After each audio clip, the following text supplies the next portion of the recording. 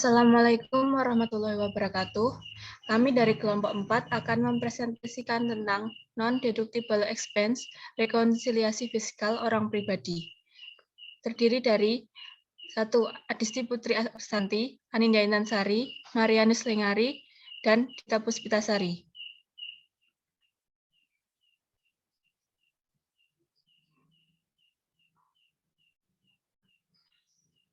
Non-deductible expenses.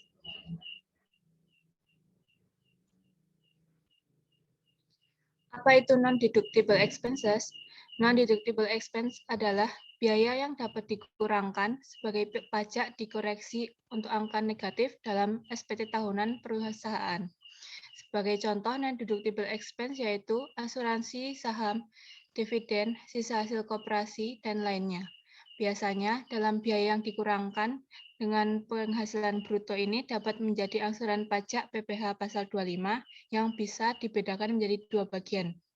Pertama, biaya maupun pengeluaran dengan masa kerja tidak lebih dari 1 tahun. Kedua, masa kerja lebih dari 1 tahun.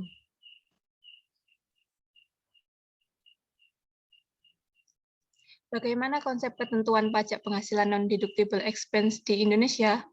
Dalam UU PPh pasal 9 ayat 1, nomor 36 tahun 2008 tentang pajak penghasilan, adapun biaya yang dapat menjadi deductible expense meliputi dalam menentukan besarnya penghasilan kena pajak kepada wajib pajak dalam negeri, dalam bentuk usaha tetap yang tidak boleh dikurangkan, maka contoh non-deductible expense yaitu 1. Adanya pembagian laba melalui nama atau dalam bentuk seperti dividen, termasuk dividen telah dibayar oleh perusahaan asuransi kepada pemegang polis, serta adanya pembagian sisa hasil dari usaha koperasi. 2. Pada biaya yang menjadi beban maupun dikeluarkan atas kepentingan pribadi, pemegang saham, sekutu, hingga anggota. 3. Adanya pemupukan atau pembentukan dana cadangan yang berasal dari laba ditahan. 4. Memiliki biaya premi asuransi kecelakaan, asuransi kesehatan, asuransi dwiguna, asuransi jiwa, dan asuransi beasiswa telah dibayar oleh wajib pajak orang pribadi, terkecuali apabila dibayar pihak pemberi kerja dengan premi yang dihitung sebagai penghasilan. Adanya biaya penggantian atau imbalan berkaitan dengan pekerjaan maupun jasa yang diberikan dalam bentuk natural.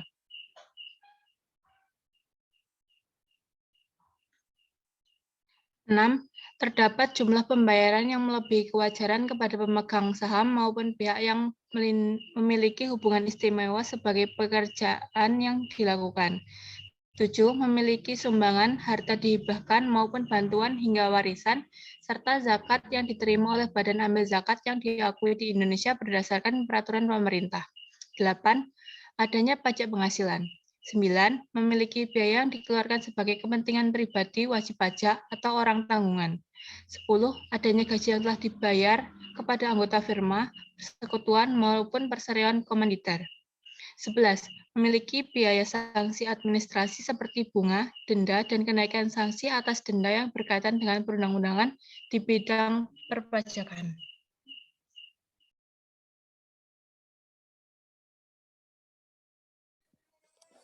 Apa saja keuntungan non-deductible expense? Berdasarkan pendapat Bunz dan Craver 1998 menjelaskan bahwa ada dua keuntungan dari non-deductible expense yang bisa didapat oleh suatu negara, yaitu pertama, dapat meminimalisir kesulitan adanya identifikasi jenis biaya yang timbul dari kegiatan usaha wajib pajak, di mana secara pencatatannya tidak mungkin apabila pembuat kebijakan pajak harus menjelaskan detail apa saja jenis biaya serta perlakuan pajaknya. 2. Dapat memperoleh panduan secara sederhana bagi wajib pajak serta otoritas pajak untuk melakukan klasifikasi dalam suatu jenis biaya untuk tujuan pajak. Khususnya untuk mengkarakterisasi biaya yang jarang terjadi. Dengan adanya konsep biaya non-deductible expense, itu bertujuan untuk mengklarifikasi adanya beberapa jenis biaya sebagai kepentingan perusahaan maupun pribadi. Rekonsiliasi fiskal. Apa itu rekonsiliasi fiskal? Rekonsiliasi fiskal adalah salah satu langkah wajib pajak untuk mencocokkan jika ada hal yang berbeda antara laporan keuangan komersial yang penyusunannya didasarkan atas sistem keuangan akuntansi (SAK) dan laporan keuangan yang penyusunannya didasarkan atas sistem fiskal. Laporan keuangan komersial digunakan dalam penilaian kinerja ekonomi serta keadaan finansial sektor swasta, sementara laporan keuangan fiskal digunakan dalam perhitungan pajak. Dokumen rekonsiliasi fiskal berupa lampiran SPT tahunan (PPH), biasanya badan atau perusahaan yang merupakan kertas kerja berisikan kesesuaian antara laba rugi komersial sebelum dikenakan pajak dan laba rugi yang didasarkan atas kebijakan pajak.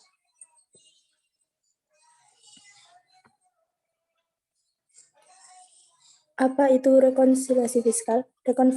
Rekonsiliasi fiskal diterapkan pada keseluruhan penyusunan laporan laba rugi yang mencakup pengeluaran atau beban serta pendapatan. Rekonsiliasi dijalankan pada pos-pos biaya serta penghasilan dalam laporan keuangan komersial yang diantaranya 1. Rekonsiliasi penghasilan dikenakan PPh final. 2. Rekonsiliasi penghasilan bukan objek pajak. 3. Wajib pajak mengeluarkan biaya yang tidak menjadi pengurang penghasilan bruto. 4. Wajib pajak menggunakan metode pencatatan yang berbeda dengan ketentuan pajak. 5. Wajib pajak mengeluarkan biaya agar mendapat pendapatan yang sudah dikenakan PPh final dan pendapatan dikenakan PPh non final. Koreksi fiskal positif dan negatif. 1. Koreksi positif. Koreksi positif fiskal positif adalah koreksi yang menyebabkan pertambahan laba fiskal atau pengurangan rugi fiskal sehingga laba fiskal lebih besar daripada laba komersial. Dengan kata lain, rugi fiskal lebih kecil daripada rugi komersial. Faktor yang menyebabkan koreksi fiskal menjadi positif: 1. Beban biaya dalam kepentingan pribadi wajib pajak. 2. Imbalan atau penggantian terkait dengan pekerjaan atau jasa. 3. Dana cadangan. 4. Kelebihan pembayaran kepada pihak yang mempunyai hubungan istimewa terkait dengan pekerjaan yang dilakukan. 5. Pajak penghasilan. 6. Harta yang dihibahkan. 7. Pembayaran gaji kepada pemilik. 8. Sanksi administratif. 9. Selisih penyusutan atau amortisasi komersial. 10. Biaya dalam menerima, menagih, dan menjaga penghasilan yang terkena PPh final. 11. Kesesuaian dengan fiskal positif lainnya yang tidak berasal dari faktor yang sudah disebutkan.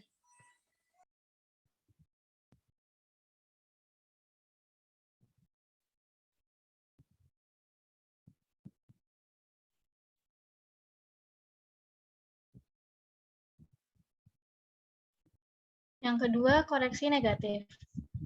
Koreksi fiskal negatif adalah koreksi fiskal yang menyebabkan pengurangan laba fiskal atau bertambahnya rugi fiskal, sehingga laba fiskal lebih kecil daripada laba komersial atau rugi fiskal lebih besar daripada rugi komersial. Faktor yang menyebabkan koreksi fiskal menjadi negatif. Yang pertama, selisih komersial di bawah penyusutan fiskal. Yang kedua, pendapatan yang terkena PPh final serta penghasilan tidak termasuk objek pajak, tetapi termasuk dalam peredaran usaha. Yang ketiga, penyusutan fiskal negatif lainnya. Dengan begitu, dalam perpajakan, wajib pajak tak harus menyusun pembukuan ganda, tetapi cukup membuat satu pembukuan yang didasarkan atas SAK. Kemudian, pada saat mengisi SPT tahunan PPh, melakukan koreksi fiskal. Koreksi fiskal terkait erat dengan menyiapkan dan menghitung pajak utang selama 1 tahun, terlebih bagi wajib pajak badan. Maka dari itu, penting bagi wajib pajak badan untuk memahami rekonsiliasi fiskal dalam mengisi SPT PPh badan.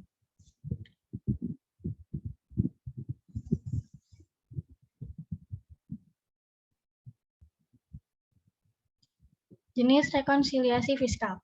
Yang pertama, rekonsiliasi beda tetap. Rekonsiliasi beda tetap diakibatkan oleh transaksi yang diakui wajib pajak sebagai pendapatan atau biaya, sesuai dengan standar akuntansi keuangan. Rekonsiliasi beda tetap membedakan antara laba kena pajak dengan laba akuntansi sebelum pajak yang muncul karena transaksi yang mengacu pada Undang-Undang Perpajakan tidak terhapus dengan sendirinya pada periode lain. Yang kedua, rekonsiliasi beda waktu. Rekonsiliasi beda waktu disebabkan oleh bedanya waktu antara sistem akuntansi dan sistem perpajakan. Jadi, transaksi yang menurut akuntansi komersial dan pajak sama, tetapi perbedaan terletak pada waktu alokasi biaya.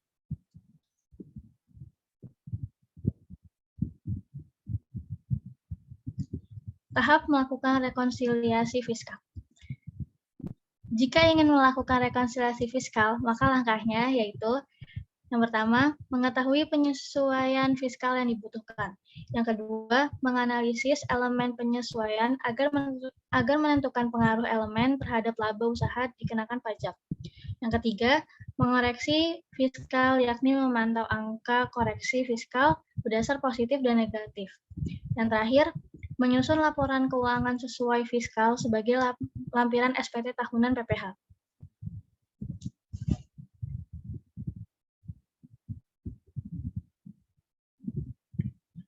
Contoh soal rekonsiliasi fiskal.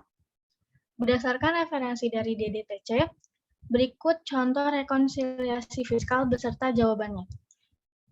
Yang pertama, XYZ bergerak dalam bisnis perdagangan kain tenun dan merupakan wajib pajak badan yang berdomisili di Solo, Jawa Tengah.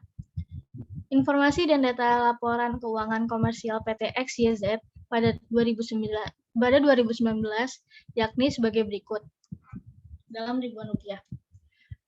Penjualan termasuk penjualan kepada instansi pemerintah sebesar 200.000 dengan harga belum termasuk pajak senilai 1.250.000. Persediaan pada tanggal 1 Januari 2019 senilai 200.000. Pembelian senilai 1 juta. Persediaan pada tanggal 31 Desember tahun 2019 720.000. Beban operasional, gaji 55.000, beban tunjangan transportasi karyawan 45.000, beban tunjangan makan 6.000, beban pengobatan ditanggung perusahaan 20.000, beban pelatihan karyawan 15.000, beban seragam resepsionis 12.000.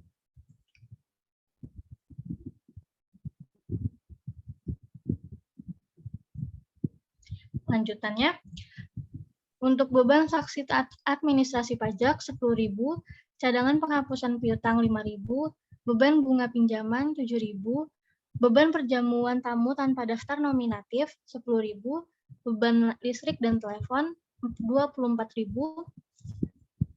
PBB dan biaya materai 3.000, penyusutan aset tetap 40.000, premi asuransi 10.000, bantuan kepanitiaan acara HR 5.000 dan sumbangan ke yayasan 8.000.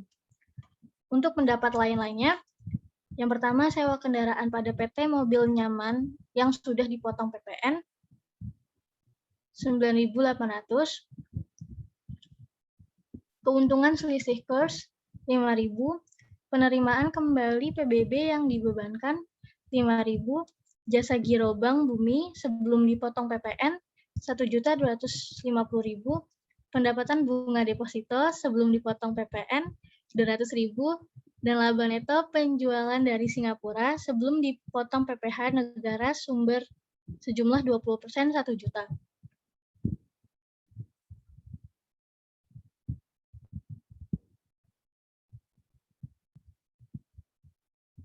Untuk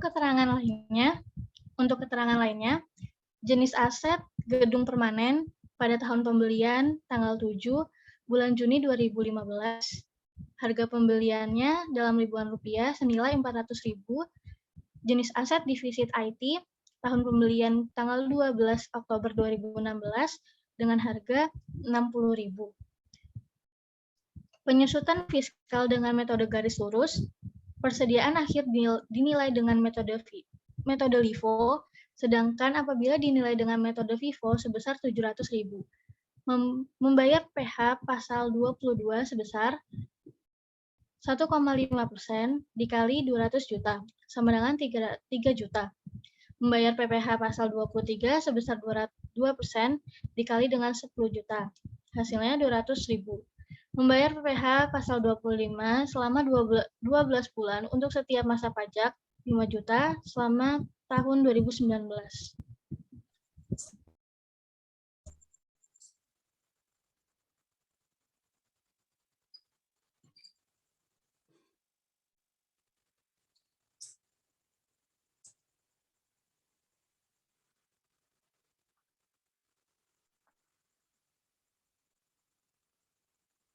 PT XYZ rekonsiliasi fiskal tahun pajak 2019 dalam satuan rupiah, yaitu terlihat seperti pada bagan keterangan penjualan menurut komersial 1.250.000, koreksi fiskalnya positif negatif kosong, menurut fiskal 1.250.000.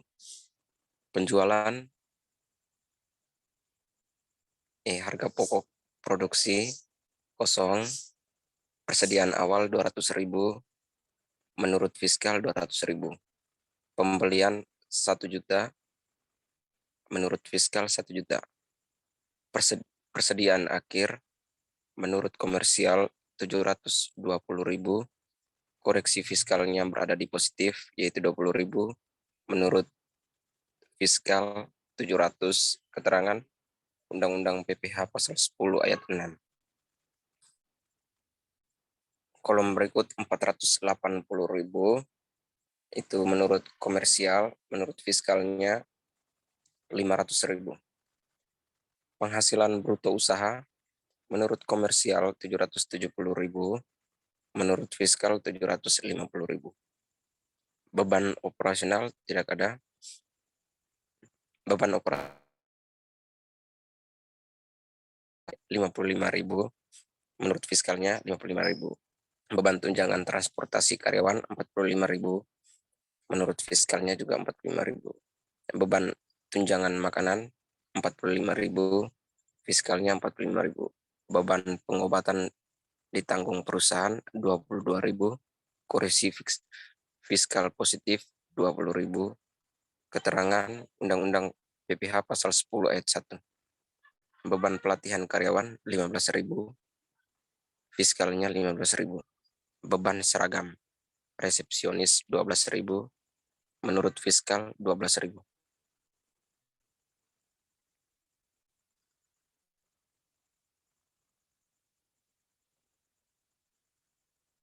Next, beban sanksi administrasi pajak 10.000, menurut Undang-Undang PPh pasal 9 ayat 1. Cadangan penghapusan piutang 5.000, menurut Undang-Undang PPh pasal 9 ayat 1. Beban bunga pinjaman 7.000, fiskalnya 7.000. Beban pinjaman tamu tanpa daftar nominatif 10.000, fiskal positifnya 10.000. Keterangan SE 27-PJ.22-1986. Beban listrik di telepon, beban listrik dan telepon 24.000, fiskalnya 24.000.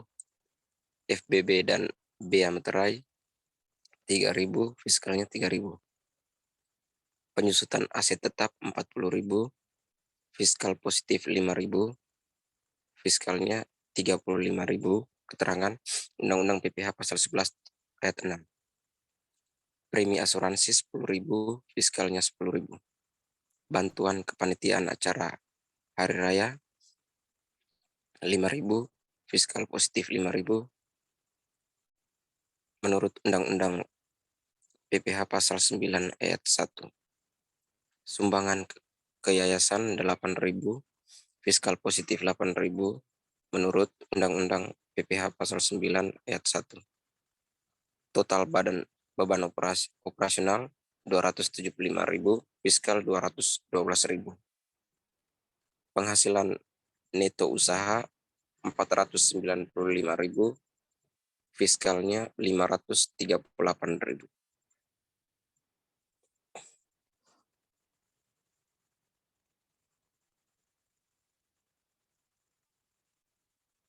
Yang berikut penghasilan di luar usaha. Yang pertama, sewa kendaraan pada PT Mobil Nyaman, itu sudah dipotong PPN, yaitu 9.800, fiskal positif 200, fiskalnya menjadi 10.000. Itu menurut Undang-Undang PPh pasal 23. Keuntungan selisih kurs 5.000, fiskalnya 5.000. Penerimaan kembali PBB yang dibebankan 5.000, fiskalnya 5.000. Jasa giro bank bumi sebelum dipotong PPN 2.000, fiskal positif 2.000.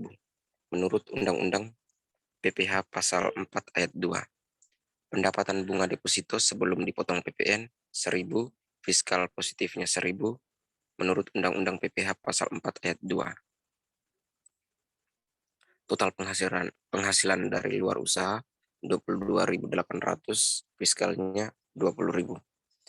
Beban dari luar usaha, yaitu yang pertama, laba bersih usaha dalam negeri 517.800, fiskalnya 558.000. Penghasilan dari Singapura 200.000, fiskalnya 200.000. Penghasilan kena pajak 717.800, fiskalnya 758.000.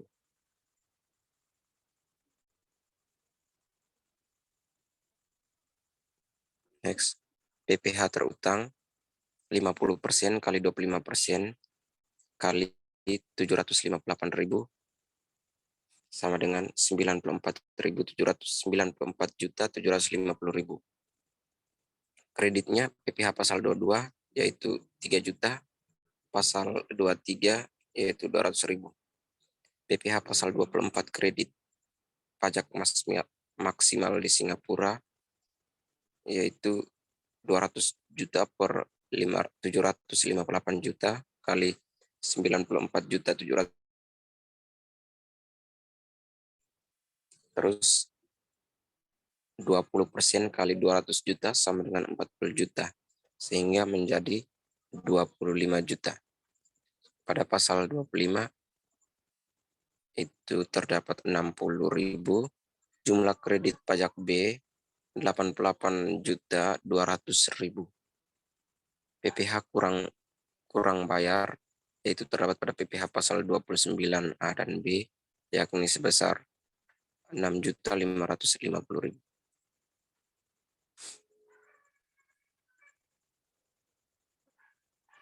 Sekian dan terima kasih.